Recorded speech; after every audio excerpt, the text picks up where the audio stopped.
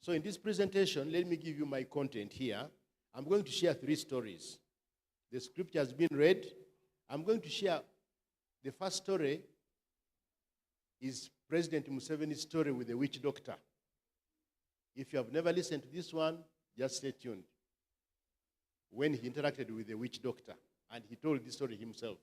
If you quote me and tell him, he will tell you that's true. The other story is going to be about a praying church and a bar owner, a bar. That's going to be the second story. And the third story, as I close, will be concerning the Omashan story testimony about a drought. But the title, if you want to title it for the presentation, say the power of a praying church. Let me begin it this way. As a church, we have missions to do, don't we? We have now what do we call it? The thrust. Now, I think as elders, we would be the first ones to be sitting in such sessions because we are in the leaders, we are in the commanding line of this warfare. The scripture we have read was said by Jesus himself. But how did it come to be? Jesus prayed for people, he chased demons, and then the religious leaders of the time accused him. They said, he's the chief demon. He said he's the senior demon here. So how can he fail to chase the other demons? And Jesus said, look here. In the verses before 27, he says, a house divided amongst itself will only fall apart. He said, I cannot be a chief Satan. They called him, what's the name they called him? Beelzebul. They said he's Beelzebul, the chief devil. That's why he's chasing the other devil. He said, no, if Satan's kingdom was divided amongst itself, it will only fall. And then he goes, he says, actually in New International Version, he says, let me illustrate this. Then he says, you cannot go into a strong man's house and rob him and steal his goods unless you first bind him. Otherwise, he'll fight you and your mission will not be successful. Now we are talking about going out to preach to friends, to preach to families. Do you know what we are talking about when we say those kind of things? Do you know what we are literally talking about? We are launching an attack on the kingdom of Satan in some areas where he had held his control and sway for a very long time, and you don't know how strongly entrenched he is in the lives of some of these people. But you are thinking you'll just walk out, go hold their hands and say, Mtoto, we go, and he comes, not anywhere. Not as simple as that. I was one time involved in praying for a demon-possessed person. We prayed from about midday in the day up to midnight, and relief only came after 3 a.m. in the night. It was tough, and it can be tough. This man I'm talking about, I'm not ashamed. I will invite him here one day because he's now a pastor in our church. The man could wiggle like a snake. I've never seen somebody walking on the ground like a snake without using his hands and legs to crawl. But he could wiggle through our legs like this, like a snake. And we were confused. At first, we were totally confused. But in somewhere in the struggle, the devil comes on him to speak. And I realized that when you're on that mission, you have to be very careful and you know who you are talking to. And when the devil spoke using him, we clearly knew this is now the devil. It's not him. It was the devil because he came with very strong claims. One of the things, why I'm telling you this story, one of the things he said, I cannot just go because I was invited.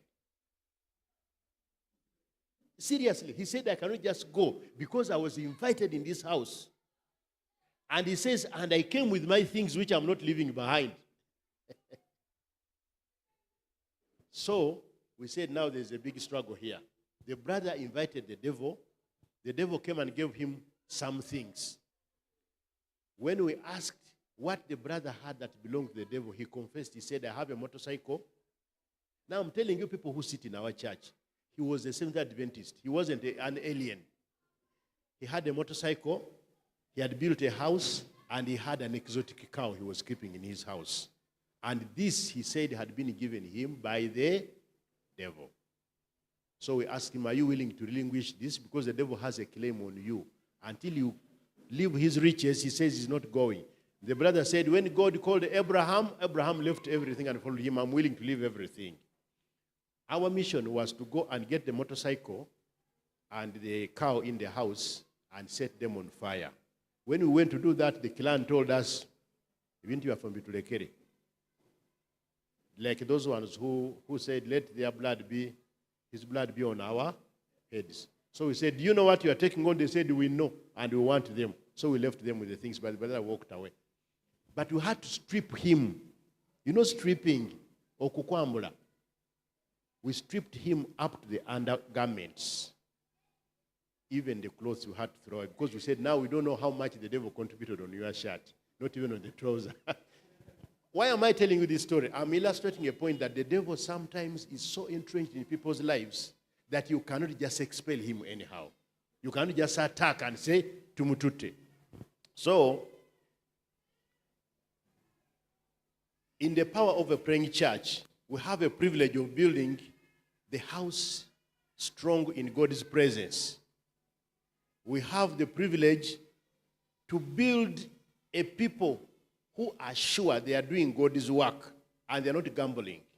If we entrench our church, if we interest our church to be a praying church and dependent on the power of prayer, we have the opportunity of building a force that is irresistible. And that's the little part I'm going to talk about.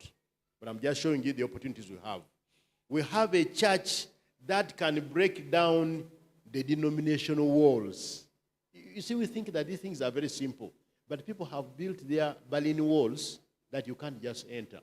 You knock at someone's doors and says, there's one time I was called to pray for someone who was sick. He was actually on his deathbed. I talked. This person, he had AIDS, and he was really, really on his death point. And after I spoke a lot, he told me, Elder, what you have said is good. But you're a Seventh Adventist, and I'm also a Catholic, and I cannot cross those walls. And I told him, brother, if that's what you have understood from me, let me do what I've not done before. I am not telling you that stop being a Catholic and become a Seventh Adventist. Because he had been told that the elder who is coming to pray for his Seventh Adventist, he armed himself and put up the walls. He said, an SDA cannot make me a what? An SDA. I will stick to where I am. I'm a Catholic. He's an SDA. That's what the man confessed to me. So I told him it's about the man who created you, the one who died on Calvary for you, that I want you to give him your life, surrender your life to him. We ended the prayer at about 2 o'clock.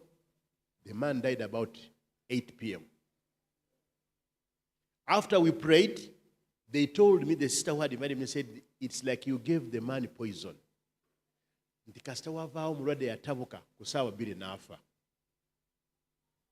I realized some people, God gives a very last opportunity, but depends on how they receive it. Can you imagine praying with someone, talking to him at 2 o'clock, and he dies at 8? That's about 4 hours apart. So we break down those denominational walls through the power of prayer. We also have an opportunity of breaking down racial and cultural barriers. Some people are so much entrenched into their races and cultures and tribes that you can hardly soften them. No matter who you are, no matter where you come from, they will still stick to those things, and they value them above everything and anything else. So to come with your gospel, the man might say, there is one man I'm talking to. I was in his garage last week. He was one time a Seventh Adventist. But he tells me he's got tired of religion. Now he's a believer. Yeah, tired of religion. Now he's a what? He's a believer. He almost told me a dini abazungu, that when a mzungu came, they found us with our religion also. Why didn't they respect ours? It was a hard talk. But I'm telling you, it's only the power of prayer which can break down such things. Some people are entrenched in the cultures and races that they won't budge, they won't move. And then lastly, to break down the strongholds in our city. You know, we had this campaign which said about, do what? Show up in the city. That was just showing up. But when you, you know, showing up and breaking down the city is a different thing, isn't it? Okuwamba, No, there are different things. We need to be conquering these cities, not just doing what?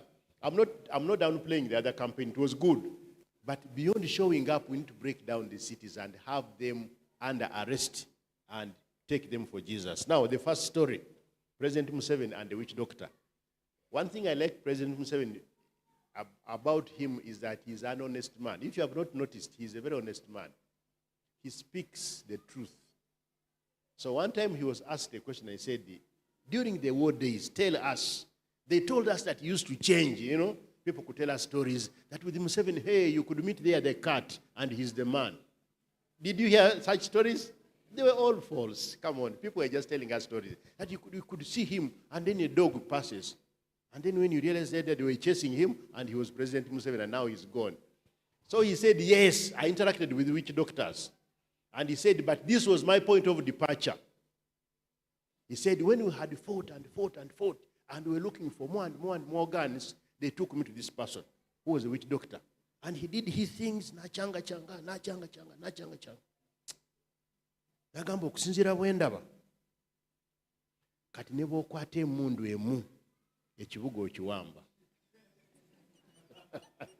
The witch doctor told Museveni that according to the fortunes I'm seeing here, you have all the chances on your side. Even now with one gun, you can now overcome Kampala. Museveni said, stop that nonsense. I'm looking for more guns. You're telling me even if I have one gun. So for him, he was so realistic that he was able to tell that this witch doctor is now just telling an open lie. And he says, that's when he parted the company with witch doctors. He said, now, if a war man, a bushman, a freedom fighter, knew what kind of ammunition he had to have in order to overcome a city, what about you and me? That's the question. That's the whole point I'm bringing this story for. His Excellency now, President Museveni, when he was in the bush, he knew that he needed a lot of ammunition, needed a lot of people, a lot of bullets, a lot of everything to truly overcome the what? The city. Up to the time when he entered the city, he was still getting more guns. And I'll give you one of the testimonies because I saw with my eyes. I lived in Kibuli. Kibuli, just opposite, we had houses. My brother-in-law had houses just opposite police training school. Now, in police training school, there was an armory which we didn't know with brand new guns. The moment these guys entered, that was their point of attack. And because the guns were so many, they called the civilians to help them carry their guns to one of their places in Kabalagala, which I didn't know it was undisclosed. Now, these boys went, and they carried the guns in a line, 2-2-0-1-1, and they were being guarded by army men. The ones who had come, Abayekera, we then could call them Bayekera. The point I'm saying is that the man needed ammunition. Even when he entered the city, he knew that